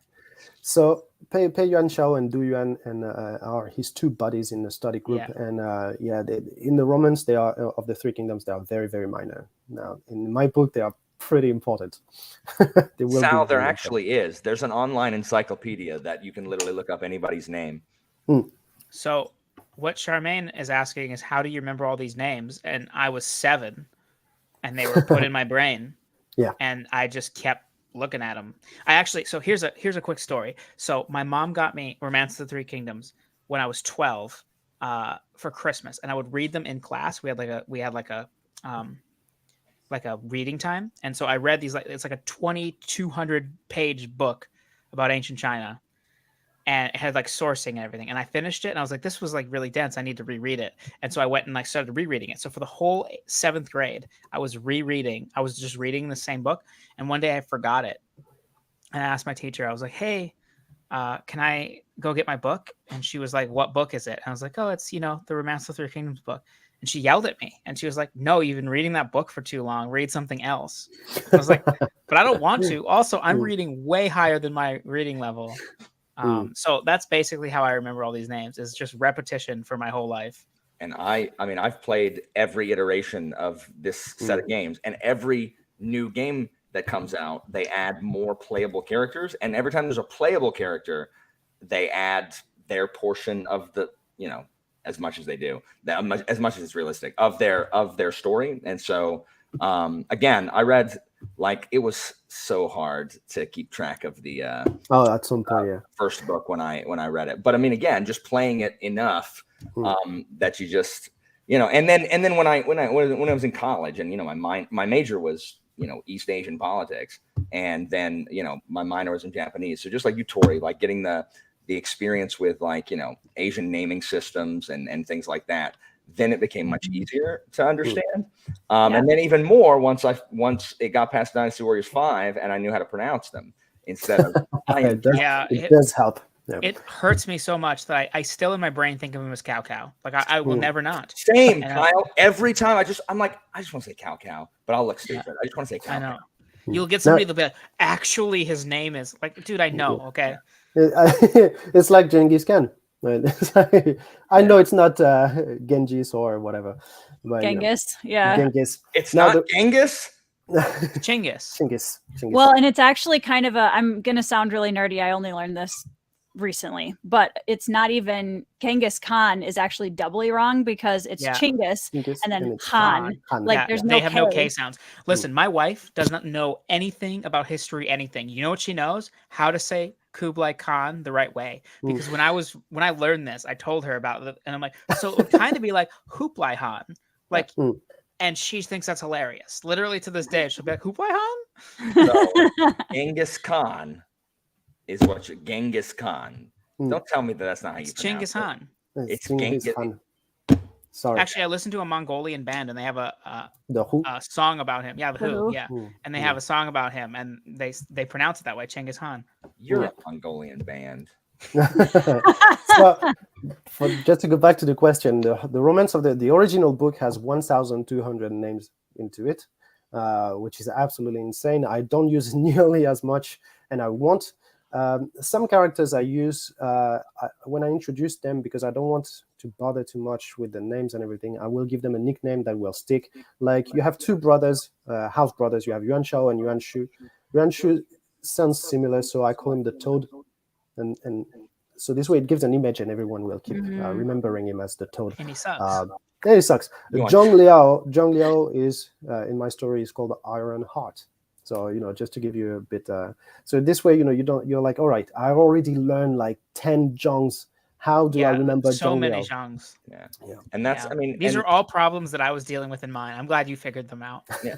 And another way, like, again, when you play the games, like, you associate their character model with their name. So I have a very clear picture of Cao Cao and Jahadun, who is a tool in this book. And, and Shuju, big fat Shuju with his little tiny vest. I'm so happy that he's in it. I like Shuju. I think he's been mistreated by Koei Tecmo. Yeah, baby. They made what do you mean mistreated by Koei Tecmo? They just made him like this big guy who is like really slow and dumb. And I wanted to shift this a little bit. This guy had amazing achievements in his life that don't stack up with the idea of him being slow-minded. So he was great. This is also literally how Zhang he He. I feel like Koei just like, I don't know what they did with him. Who? Who? Sorry. Zhang He. Zhang He? Oh, yeah.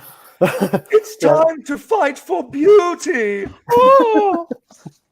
And then, Cao Cao, which way are we going? You make such a great. That is amazing. Alan, you need to quit BookTube and just voice act. Tori, you don't understand. When we're done here. Isn't that what he sounds like? You have to YouTube Zhu Chu Dynasty Warriors and hear him talk. That was literally that was amazing. Exactly. I'm saying, like, Alan needs to be a voice actor. I absolutely agree, but that was to fight on an empty stomach. We find the replacement. Who else can you do? Oh, I don't know. I'm putting the spot now. Oh, okay. All right. We'll wait till it's organic. Yeah, it's a lot of the standard anime, like, brother, it's time to go fight against Cao Cao. That was a nice Zhang Fei. Yeah, very nice. Look, nice, you got it. That's exactly what it was. Absolutely, that was Zhang Fei. That was good. Nice. Sal asked if Alan is doing the audiobook. I feel like Alan's version of the audiobook would be very different than Baptiste's intention. Hold on. Keep talking. I can't wait for that, actually. It's gonna be fun. I feel like it will change a lot of things. We've only been talking about Dynasty Warriors, and Baptiste mentioned Total War, but I play Romance of the Three Kingdoms much more. If somebody wants to do, play a different kind of game, because Dynasty Warriors is hack and slash. You are just killing people, and that's just what you're doing. Cool story. And yeah, of course, but that's like the game mechanics are you're killing people. But Romance of the Three Kingdoms is a strategy game, and you start off as like a section of China, and you try and take over the rest of China with the characters from the novel, and the history and stuff like that. And they have like attributes, and then you like build and grow your army and your nation, and you try and take over China. And if you like strategy games, not only are the games really fun, it would also really help you learn the time period, because that's where I learned more than because Dynasty Warriors, you just learn the basics, but you can really learn a lot about the time period when you're like in each city, and like you have to like grow the city, and you have all of the characters, and so that's another great option to learn more about the time period as well. Also, one thing that was great in those games, both Total War and Romance of the Three Kingdoms, you have a bit of an understanding of the geography. And not only that, but the different people, because it's not just the Han people, right? You had the Xiongnu, Xianbei, and everything in the north, the Qiang, you have a bunch of other cultures. Menghuo! I don't... Menghuo, right? Yeah, but not yet. That would come later. So Alan's just remembering names and shouting them into the ender. No, he's the big tribesman with the claws and the Nanman life. Yeah, the Nanman.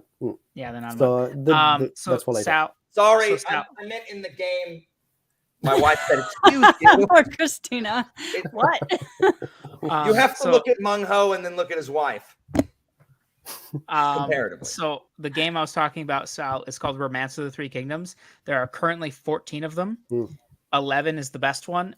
8 was the best. The second was 11. Yeah. 8 was absolutely awesome. 8 is really good though. I also really like 9. 8, 9, 10, 11 are just like the top tier.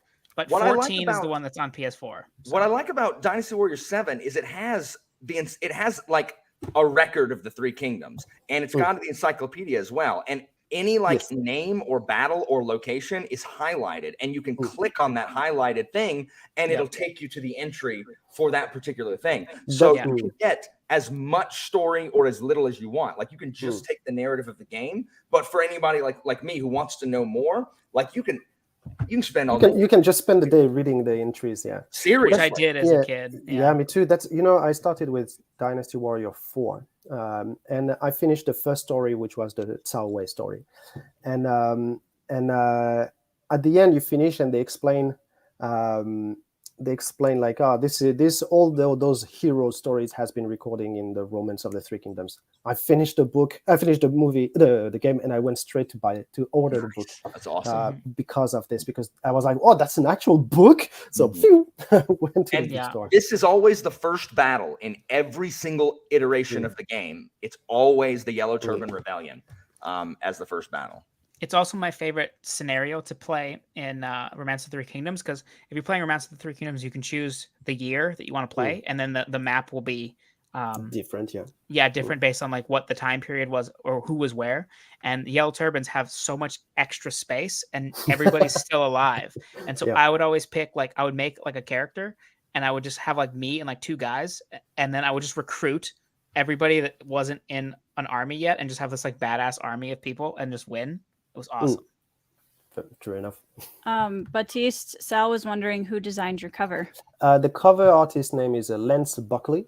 So he's a cover artist that I really like. His covers are very simple in the terms of there is not so much background, which I like. It's very straightforward. You have a very easy central piece on the cover. I don't think he did a lot of historical fiction, so there was a bit of a gamble to use his services. It's a great cover. It's beautiful. Yeah. Well, and when I was on, I had just kind of rehashed my Twitter account, and this was one of the first. Once I started following some self-pub authors, this was one of the first covers that randomly happened across my Twitter feed, and it was like instantaneous. I think I messaged you like less than 10 seconds later. I'm like, what is this? It looks awesome. Like the cover is beautiful. I love it. So this cover artist is great. He's right now working on the second one. So I asked him like 5 days ago to start the second one, and the third one will soon follow up. So yeah, if you want to design a book cover, check his website, Lance Buckley. Really cool. Awesome. So I do want to ask if anybody has any last comments / questions for Baptiste before we sign off, because we have been talking for an hour and a half, which is insane. I know. I planned for that, but I'm just, there's so much here. My wife was the same. My wife was like, "Yeah, do you want me to buy you some lunch? It's lunchtime here. I live in Tokyo, right?" And I'm like, I might be done before it's too late. And she's like, "You are going to talk about Three Kingdoms with some people who know Three Kingdoms. It's going to last 2 hours." Yeah, there's like nobody that I know that I can talk to. That, like, literally, actually, one of the first things, like Alan, when I first started watching his videos, he made like an offhand reference to Dynasty Warriors one time, and I was like, he knows. Yeah. So like, what did I say? Do you know what it was? I don't know. It was long. It was over a year ago now. I think you just mentioned that you were like playing Dynasty Warriors or something. I don't remember. I love Dynasty Warriors. Yeah. I think we got it. we all love the three of us here love Dynasty Warriors. Good. Yeah. So good. I'm gonna go play it. I think. Is peaked now. Yeah. I want to just hear Alan do every voice. Like. We should. That would make a very cool video. I'm gonna go through it now and see if I can. The problem is a lot of them are just like normal, but like Zhang He as he's got a voice, and then Shuju and there's a lot of other ones that have really distinct voices. Yeah, I have a question for you, Baptiste. Who so obviously Liao Chu aside, who is like your favorite figure from this era, and like who do you think, it could be the same person, but who do you think is like somebody that doesn't get a lot of notice besides the Ahua, of course, that you feel like should get more like distinction? Well, that's the thing I'm trying to do with is give a bit of space to those who did a lot of amazing stuff but somehow didn't get the hype. There is a Cao Hong, so who I introduced in this book. He's the teacher of cavalry and everything. When you check his record, he did so many amazing stuffs, right? But he's always portrayed as this kind of violent dude and like not dumb, but a bit brutal. But he doesn't have much space. So I give him Yue Jin is another one. I love Yue Jin because he's described as being very short. And I have an affection for short characters because I grew up pretty short. So naturally, I will tend to like those guys. Now, the two I really like the most in the whole story is Huang Zhong. So he's this guy who shows up. He's 50-something when he shows up. He's an old dude, but he keeps fighting until the very end of his life. And just for that, I like him. And the second one would be Lu Meng. So Lu Meng is this strategist from the Sun clan. I love Lu Meng. Yeah, he's really cool. And the thing is, he started a bit as a dumb soldier, and he was criticized for being dumb. And the guy went to study his ass off, came back, and they were like, "Holy shit, you learned your stuff. Here is the strategist position." Yeah. So and just for that lesson, I like it. Like you can change, you can improve and be awesome. Because he takes over. He's one of the ones that takes over for Zhou Yu, right? After Zhou Yu is another one. It's Lu Su. So Lu Su Oh, is that's right, Lu Su. Lu Su is taking over. Then after Lu Su is Lu Meng. Yeah. And then it's Lu Xun, right? Yes. Yeah. Wu had very much a mentorship system going on. Yeah. Yeah. So yeah, I like Huang Zhong and Lu Meng. The best, obviously, Liao Hua, but we just don't know enough about him for him to be my favorite. Does Huang Zhong use Is he an archer in the book the same? Yeah. He's an archer, and the first movie of China I mentioned earlier is about him, and I just like how this guy is just showing up in like 58 years old, fighting off young guys like it's nothing, and then ends up winning one of the craziest battle in Chinese history, and being like, I don't want to stop, I don't want to retire, just leave me on my horse, please. Is that Mount Jingdun? Is that the one that he? Yeah, so the battle for Hanzhong, so it's Dingjun. Yeah, Dingjun. Thank you. Yeah. So yeah, that's mine. So let's see, a couple quick questions. Anitha wants to know: is the third book the end of a storyline?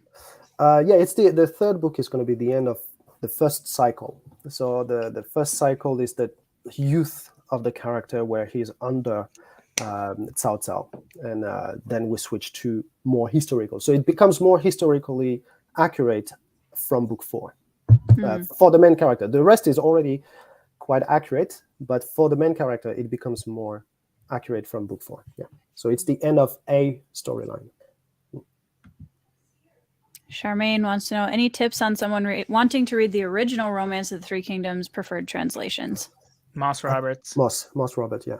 Yeah, I've tried all of them that are available in English, and Moss is the best one by far, in my opinion. Yeah, it's I think so too. Yeah. Moss Robert is the best in French. I don't know the names, but we have some good translations as well. But yeah, check Moss Robert. Yeah, so he's also the only. Not the Penguin Classics one, then. No, the Penguin's Classic one is abridged, I think. Oh, gotcha. Oh yeah, plus it's abridged, yeah. Yeah, and then it also does their naming systems in like a way that just makes my brain hurt. But because they were translated before Pinyin, so the Chinese use. I understand the reason. I just hate it. Yeah, no, I'm just saying for the others. I'm not saying this for you. I'm saying for the others. So the way we Roman. How do we say this in English? Roman. Okay, that's the one I have. I have the Moss Roberts one. Yeah. Okay. Good. So the way we translate those words with our alphabet has changed over time. So Moss Robert uses the modern way, and the previous ones were the previous way. So, Charmaine, anyway. The book is 2,339 pages. Just letting you know that. It's very. It's long. not. It's 7 books or something. Don't read it as one. Yeah. Yeah. It's an undertaking. I read it in 2 days, not 1 day. Nice. It's pretty amazing. I'm just messing with. Alan was getting mad at me earlier because I wasn't getting mad. I was stating facts. You were not. He was mad.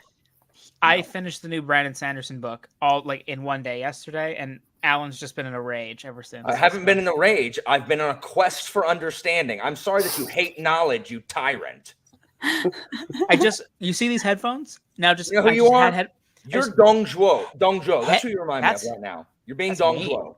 That's very mean. I don't know what to tell you. You're being brutal and tyrannical. You can say I literally started a coalition to bring you down right now. Oh! Charmaine just said something. I wanted to say to Baptiste. Have you heard of Ken Liu or checked out any of his? Oh yeah, I like Ken Liu. I didn't read enough, but I like Ken Liu and a bunch of other writers. Recently, I'm going through The Poppy War from Kwang as well right now. Yeah, those that are one's very good. very good books. All of those. Yeah. So did you read The Grace of Kings? No, I didn't. That wasn't my really high on my TBR. Dude, the series is so good. Like it's one of my favorites. I can't wait. The first book in particular is retelling the Chu Han contention, but in a fantasy context. All right. And then after that, it's pretty like overtly fantasy. But like there's characters that are very clearly based on some of those people. And there's like a gender bend Han Jin who's like awesome. It's great. I highly recommend it. You'll love it. Yeah, I'll check. The thing is, I write so much, I don't have time to read anymore. I need to stop writing and reading. But yeah, he's very high on my TBR list. Yeah, I'm the same way. I'm stopping this right now, Alan. Sorry, I'm reading the comments and I'm not listening to you guys because Alan is making a joke I don't find funny. We're stopping this right now. I don't want to be the Dong Kyle. No, I'm not joking. This is me being serious. I don't know. Go back to the other stuff. I don't know what to tell you. I've literally started the anti-Dong Kyle coalition. This is me telling you I'm not going to to do free the this. emperor from you. And you're grubbing. Sorry to interrupt you, Tori. Go ahead. It's okay. Hey guys, take your hostility to your own channel. I didn't give him the name. It was Davis that called him Dong Kyle, not me. I just jumped on it. I was going to agree with Baptiste that it's very difficult to be a writer and also be in the book community as a reader, because like it's almost impossible to find time to do both, but also when your head is so full of everyone else's world, and then you have to like break that off and come back to your own, and your head just feels like a bunch of cotton balls. Yeah, plus really managing to shut the writer's voice in your head and analyzing each sentence as if you were editing the book is impossible. Yep. So, or I would do this differently. Yeah, right now that's why my channel is so slow right now, because I'm not reading. I'm actually going to make my next video about Alexandre Dumas, I think, so one of the classic French writers, just because I know him already. So I don't. Baptiste, you and my husband need to have a conversation. He is a massive Dumas fan. Oh, I love him, and I love the fact so much about him is not very well known. So like about his origins and stuff like this. So yeah, that's my next video. For both Baptiste and Alan, like putting out your history lesson videos, I love that, because again, like when I was getting ready to read Yellow Sky Revolt, I went on Baptiste's channel and I watched the Guan Yu video, and I discovered the coolest statue I've ever seen in the world. I was like, this is so cool. How have I never seen this before? Not very old. It's a pretty but new still it's so cool. Like, I don't know, it was just really fun to like, as kind of a prep for this. Guan Yu was, I think, the only, well, no, because you mentioned Cao Cao in there as well, I think. So those were the only two names going into the book that I had heard just from your channel, and it was just kind of cool. And I did watch, did you use, no, that was in a different video that you used some Marco Polo clips. Dang. When did I use Marco Polo? Well, maybe in the Genghis Khan I used Marco Polo. Yeah, I think that. Yeah, obviously that would. Probably.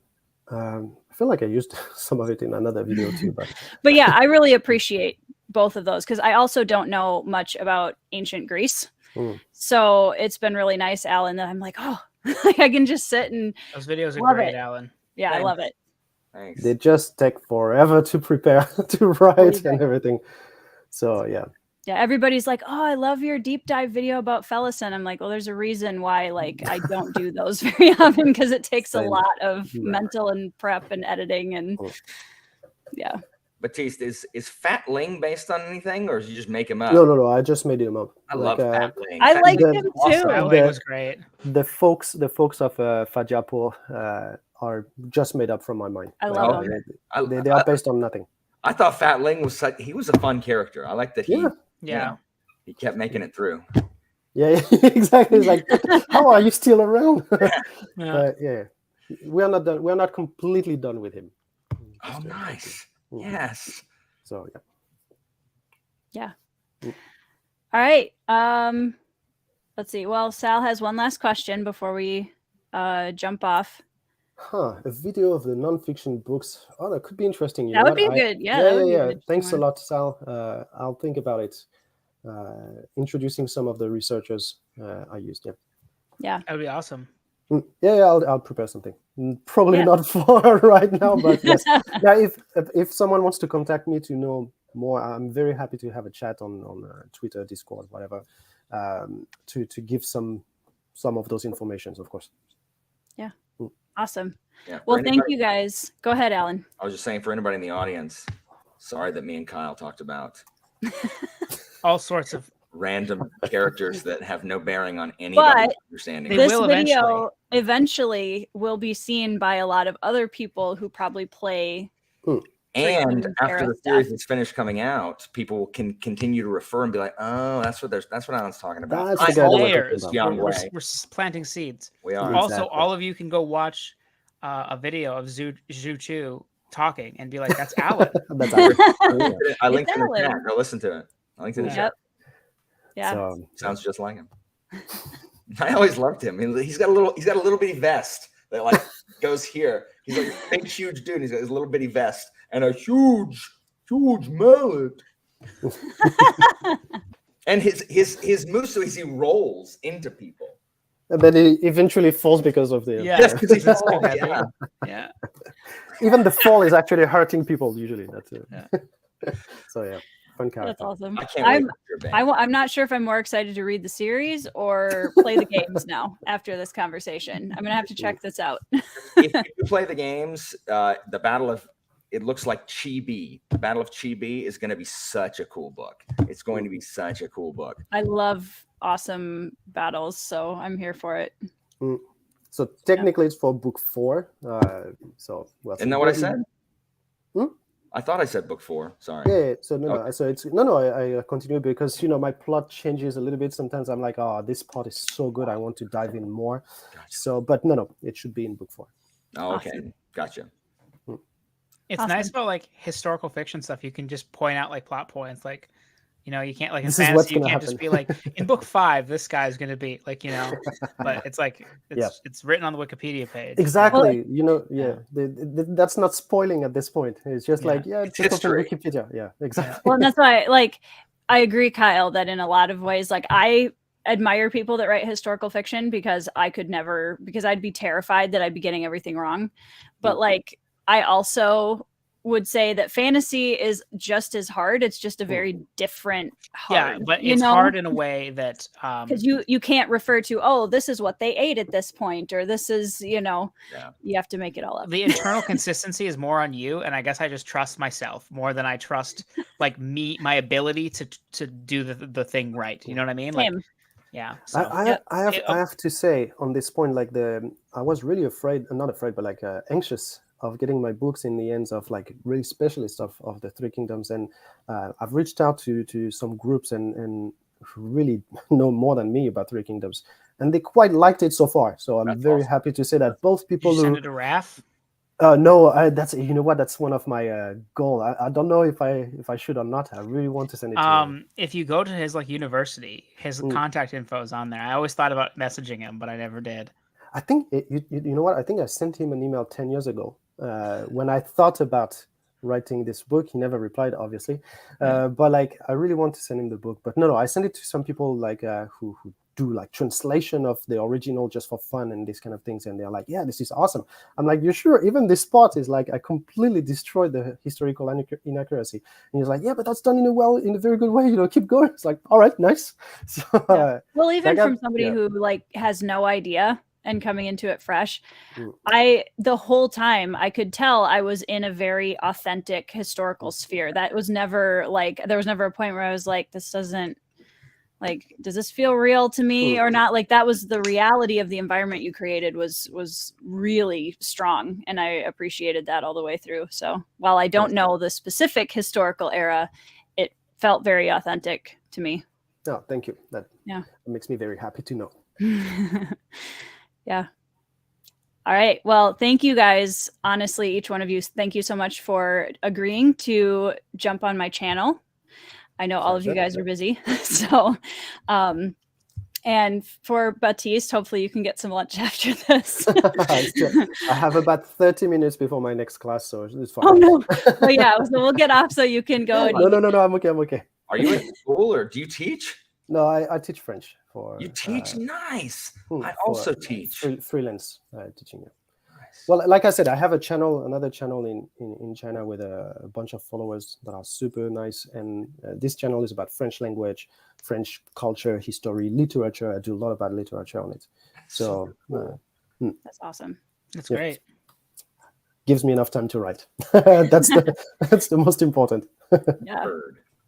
Yeah. Well, I, for one, am very, very excited, obviously, to get the second book. And thanks for having me, Tori, and for Alan for, being a villain. Everyone needs a nemesis, right? Yeah. Look. Okay, if I'm the villain, that makes me Cao Cao. You're Liu Bei. Sucks. Good. I have big ears. Big ears and a lame kingdom. So how about that one? And your son sucks. He has Guan My Yu son and does Dr. suck. Side. Yeah. Yeah, he does have Guan Yu, but I have Guan Yu first. You're spoiling in things the now. middle, This is history. Oh, sorry. Okay, I'm going to move the War of the Two Kingdoms off of the live broadcast. All right. We're gonna see Thanks a lot, Bye, Tori. everybody. Thank you so much for hosting this.